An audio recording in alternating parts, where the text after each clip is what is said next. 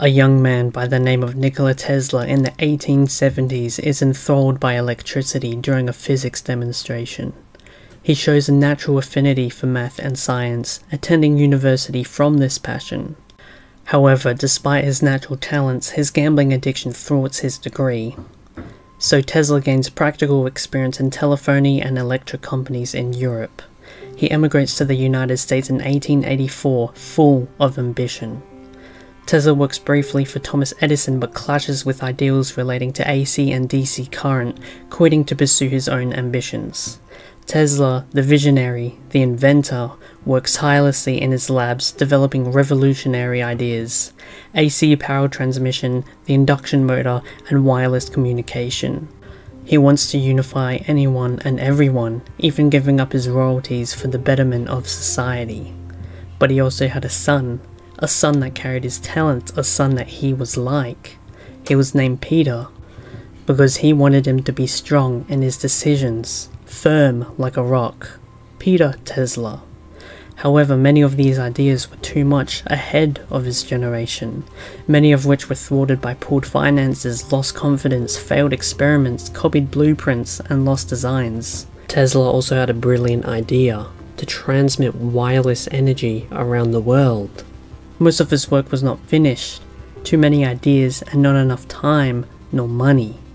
But most importantly, he had to decide whether to invest his time into building a better future or building a better son. To be the father of the inventors or be a father to his boy. And that's why Tesla failed. That's why his reputation failed. Tesla was a failure. He did better society, but not to the extent anyone had hoped.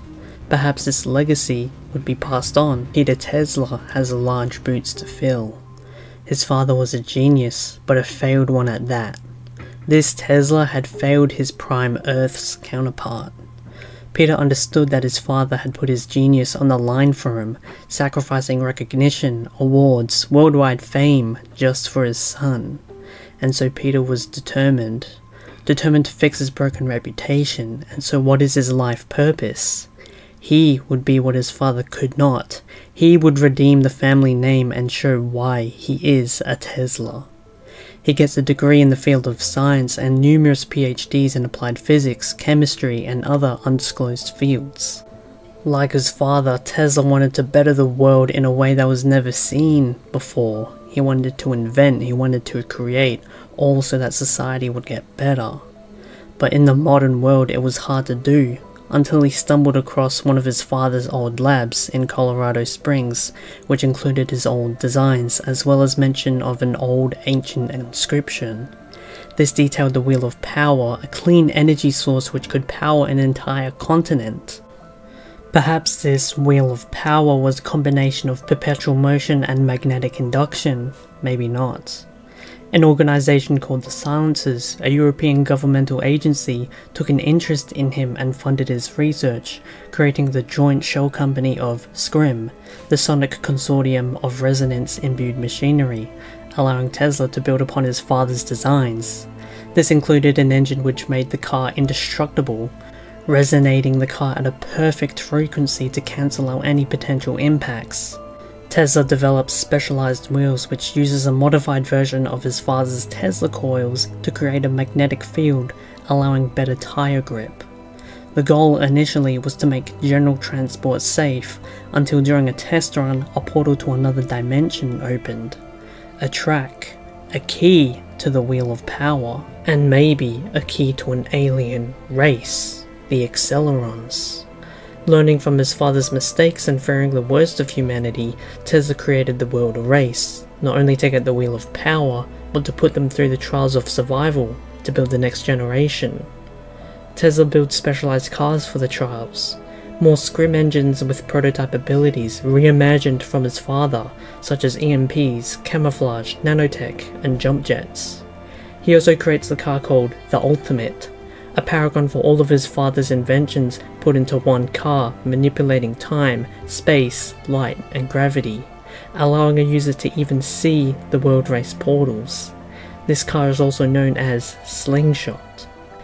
As this was happening, Major Wheeler, one of the leads of the Silencers, was put on high alert and was unable to participate in the races. However, his son, Vert, was chosen due to his young age and creativity. This put a wedge between Tezla and Wheeler for putting his son directly in the line of danger. However, the organization named Carpo Labaro Umo Peractum, which translates to Strive by All Means Accomplished, also known as CLYP, intercepts the Ultimate and its driver. In fact, the very meaning of the organization is Galorm's philosophy, doing whatever is necessary to accomplish her goal to win, which could be why her racing philosophy is this way, and why she was kicked out by the Accelerons. CLYP is everything that Tezla fears that he doesn't want to be, an organization forcefully taking resources to create their version of a better world, a new world order, which is why he realizes that he should never have brought the Wheel of Power out. Too much power, especially in the hands of a psycho. Tezla has learned his lesson. Had Tezla been successful though, if there was no CLYP, then SCRIM would have extracted resources from this mysterious dimension and hopefully build a better Earth. It is then that Tezla realizes that the Silencers would be no better than CLYP, drawing upon a lesson from his father.